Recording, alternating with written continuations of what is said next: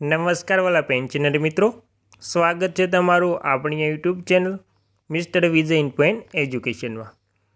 તો મિત્રો, તમે પણ ગુજરાત રાજ્યના પેન્શનધારક અથવા નિવૃત્ત કર્મચારી છો તો તમારા માટે આજના આ સમાચાર ખૂબ જ અગત્યના થવાના છે। તો મિત્રો, ગુજરાત રાજ્યના પેન્શનરોના પેન્શનમાં આજરોજ તારીખથી 8% તોતિંગ વધારો જાહેર। તો મિત્રો, 8% તોતિંગ વધારો કરાતા તમામ પેન્શનરોમાં એક રાહતના સમાચાર જોવા મળી રહ્યા છે। તો મિત્રો, તેમાં આપણે જોઈશું કે પેન્શન વધારો કેવી રીતે કરવામાં આવશે અને કયા પેન્શનરોને આપવામાં આવશે અને કયા પેન્શનરોને નહીં આપવામાં આવે, અને મિત્રો તેની આધારે મોંઘવારી રાહતમાં પણ વધારો થશે તો તેના આધારે પેન્શનમાં કેટલો વધારો થશે તે પણ આપણે વાત કરવાની છે। અને મિત્રો, મેડિકલ ભથ્થામાં જે વધારો કરવામાં આવ્યો છે, જે પહેલાં અપાતું તેમાં પણ વધારો કરવામાં આવ્યો છે, તો મેડિકલ ભથ્થું ઉમેરાઈને તો તેમાં કેટલો વધારો થશે તેની તમામ વાત મિત્રો આજે આપણે કરવાની છે। તો મિત્રો, તમામ વાત વિગતવાર જાણતા પહેલાં તમને એક નાની એવી નમ્ર વિનંતી છે કે તમે આપણી ચેનલમાં નવા હોય તો આપણી ચેનલને સબસ્ક્રાઈબ કરી લેજો અને મિત્રો વિડીયો ગમે તો લાઈક પણ કરી દેજો।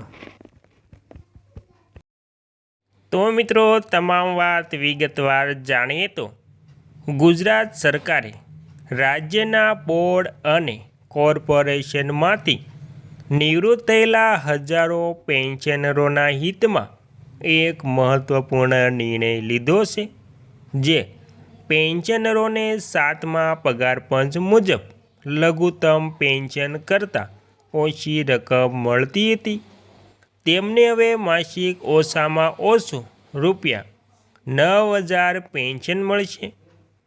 નાણાં વિભાગ દ્વારા આ અંગેનો સત્તાવાર ઠરાવ પણ બહાર પાડવામાં આવ્યો છે। મિત્રો, સરકારના આ નિર્ણયનો સીધો ફાયદો એવા કર્મચારીઓને થશે જેઓ અગાઉ રાજ્ય સરકારની સેવામાં હતા અને બાદમાં બોર્ડ કે કોર્પોરેશન જેવા જાહેર સાહસોમાં સ્થાયી થયા હતા અને હવે નિવૃત્ત જીવન ગાળી રહ્યા છે। આ પેન્શનરો લાંબા સમયથી લઘુત્તમ પેન્શનમાં વધારો કરવા માટે રજૂઆત કરી રહ્યા હતા અને કેન્દ્ર સરકારના સમાન નિર્ણયોને ધ્યાનમાં રાખીને રાજ્ય સરકારે આ પગલું ભર્યું છે। નાણાં વિભાગ દ્વારા જારી કરાયેલા ઠરાવ મુજબ આ એમ્બર્સ પેન્શનરોને 1 ઓક્ટોબર 2025થી આ લાભ મળવાનું શરૂ થઈ ગયું છે। આ તારીખ પહેલાં સમયગાળા માટે આ લાભ નોશન ગણવામાં આવશે, જેનો અર્થ એ છે કે પાછલા સમયનું કોઈ પણ એરિયસ ચૂકવવામાં આવશે નહીં। રાજ્યના આદેશથી બહાર પાડવામાં આવેલા આ ઠરાવની નકલ તમામ સંબંધિત વિભાગો અને કર્મચારીઓને મોકલી દેવામાં આવી છે। સરકારના આ નિર્ણયથી નિવૃત્ત કર્મચારીઓ અને તેમના પરિવારોમાં ખુશીની લાગણી ફેલાઈ ગઈ છે મિત્રો। અને મિત્રો, ત્યારબાદ ગુજરાત રાજ્યના સરકારી કર્મચારીઓ અને પેન્શનરો માટે રાજ્ય સરકારે એક મહત્વનો અને રાહતરૂપી નિર્ણય લીધો છે। ચાલુ વર્ષે દિવાળીનો તહેવાર તારીખ 20 ઓક્ટોબરના રોજ હોવાથી કર્મચારીઓ અને પેન્શનરો ઉત્સાહપૂર્વક તહેવારની ઉજવણી કરી શકે તે માટે ઓક્ટોબર 2025 માસના પગાર ભથ્થા અને પેન્શનની ચૂકવણી વહેલી કરવાનો નિર્ણય કરવામાં આવ્યો છે। અને મિત્રો, ત્યારબાદ વાત કરીએ તો સામાન્ય રીતે રાજ્ય સરકારના કર્મચારીઓના પગાર જે માસમાં ચૂકવવાપાત્ર હોય તેવા તેના પછીના માસના પ્રથમ 3 કામકાજના દિવસો દરમિયાન સ્ટરિંગ પ્રથા અનુસાર ચૂકવવામાં આવશે। જો કે દિવાળીના તહેવારને ધ્યાનમાં રાખીને આ જૂના ઠરાવમાં છૂટછાટ આપવામાં આવી છે। આ નિર્ણય અનુસાર ઓક્ટોબર 2025ના સરકારી કર્મચારીઓ અને પેન્શનરોના પગાર ભથ્થા પેન્શનની ચૂકવણી તબક્કાવાર રીતે 14, 15 અને 16 ઓક્ટોબર દરમિયાન કરવામાં આવશે મિત્રો. રાજ્યના 9 લાખથી વધુ સરકારી કર્મચારીઓ અને પેન્શનરોને ડીએની દિવાળી ભેટ.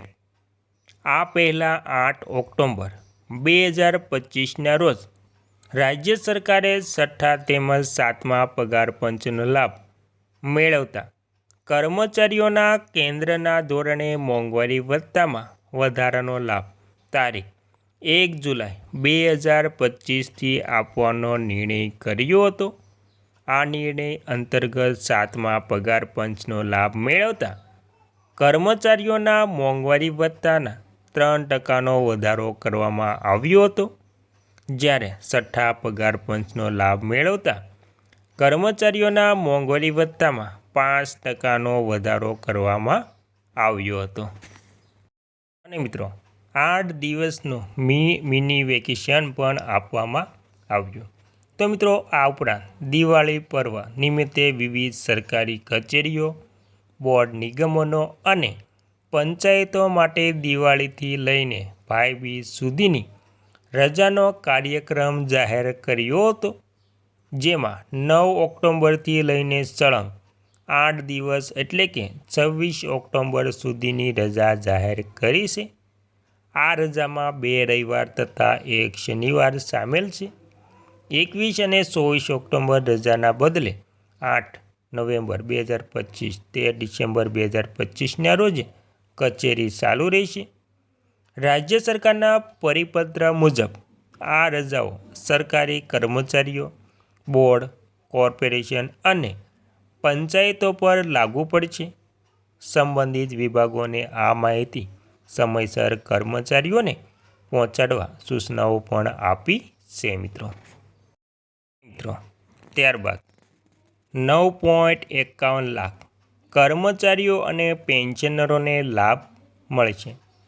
આ મોંઘવારી ભથ્થાની 3 માસની એટલે કે 1 જુલાઈ 2025થી 30 સપ્ટેમ્બર 2025 સુધીની તફાવતની રકમ 1 હપ્તામાં ચૂકવવામાં આવશે.